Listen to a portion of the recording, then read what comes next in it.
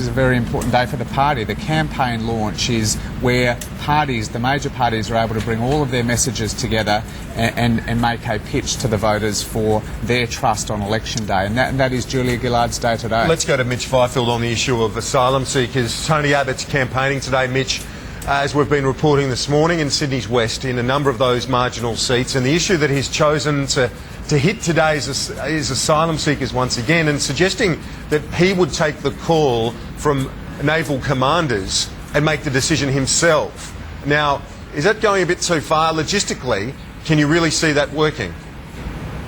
Well, Tony's indicating that he's prepared to take responsibility. He's prepared to accept the advice of the defence personnel on the scene, but that ultimately the buck will stop with him. He's the person, we hope, who will be elected to be Prime Minister. If it shouldn't be the elected Prime Minister of the day, the person who's accountable to the public, the person who's accountable to the public, who should take these sorts of decisions, then who should? But in I suppose some the argument is, circumstances Senator it will be Fifield, appropriate. if they're at sea and they're under pressure and the naval crew's under pressure, how could it, in practical terms, how could they afford the time to make a call to Canberra or Sydney? Well, in defence operations, there are often circumstances where ADF personnel want to seek the view of the government of the day as to what the appropriate course of action is. And what Tony Abbott is saying is that he is prepared to be available to take the final call. That's accepting responsibility. That's not the only element of our border protection plan, obviously. We are going to put a phone call into the President of Nauru on the first day of government to set up an offshore processing system. We have a bizarre situation where the Labor Party are pursuing an option in East Timor which we know will never occur. We've got concrete plans, including offshore processing, temporary protection visas, and Tony Abbott as Prime Minister, who's prepared to take responsibility and take the call when that's needed. OK, Mark Butler, this is front page of today's Daily Telegraph newspaper. Tony Abbott has made a lot of headway on this issue. Are you concerned that what Mitch is saying is an argument that will continue to resonate on this issue, which has been a sleeper issue right throughout the whole campaign? Well, what I'm concerned about is that Tony Abbott appears to now have delusions of Churchill-style grandeur.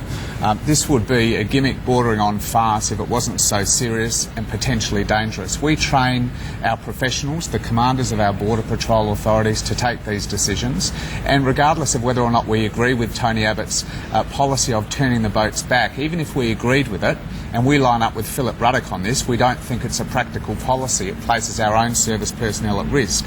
But even if we did agree with it, absolutely the commander of our Border Patrol authorities has to take this decision. The idea that a politician sitting back in Canberra in the Prime Ministerial office or any other office can take this decision hundreds and hundreds of kilometres away is, as I said, if it wasn't so serious it would be bordering on farce. But Mitch Fifield did say that the ADF does seek government and ministerial input at various times for operational matters.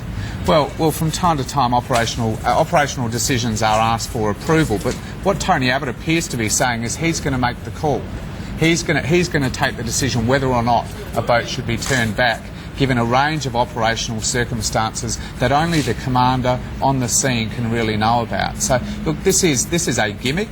But it's bordering on dangerous, and really Tony Abbott's got 4 or 5 days to step back from it, because it would place our personnel in a very dangerous position and completely skews the idea of the decision-making power that we give to our commanders who are trained to make those decisions. Senator Fifield, I'll let you have a response to that.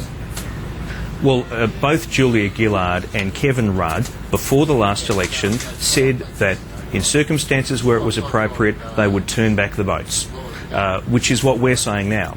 But of course, Labor always have a different policy before an election to after an election. What we're talking about is a Prime Minister in Tony Abbott who's prepared to take responsibility. That's something that this government runs from at every opportunity. OK, one last quick one. We've got about a minute to go. This idea of a People's Forum, Julia Gillard will have to end up showing up to this, won't she, the town hall? Because how can you allow the opponent to have a town hall debate Well, it's all marginal seat voters and so on here in Brisbane, and she won't show up. Well, I'm sure Mitch Fifield's putting in a plug for Melbourne voters as well to counter Tony Abbott's view that only Brisbane voters count. But look, we've come halfway here. We've been calling for an economic debate for weeks now. We've said, look, we'll have the People's Forum provided there's also an economic debate before it. Tony Abbott, it appears it's all or nothing for Tony Abbott. The sort of hubris and arrogance that's starting to creep into the campaign as they feel that they're in the front really beggars belief. Okay, why not have a compromise, Senator Fifield? Mix it up. Half economic debate and then half forum. As they've said, it's a compromise. Well, we'd want to see real people asking real questions and hopefully getting real answers from those who are putting themselves forward to be Prime Minister of Australia.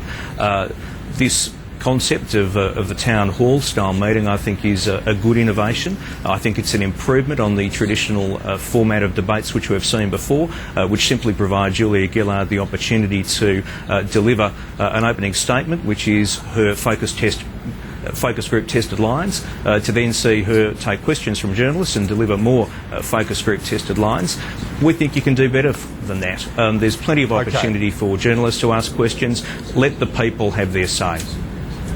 Senator Mitch Fifield and Mark Butler, appreciate your time, gentlemen. That's all for this edition of AM Agenda. Our rolling coverage kicks off in a bit over an hour from now of the official campaign launch for Labor here in Brisbane. So stay with us right throughout the morning.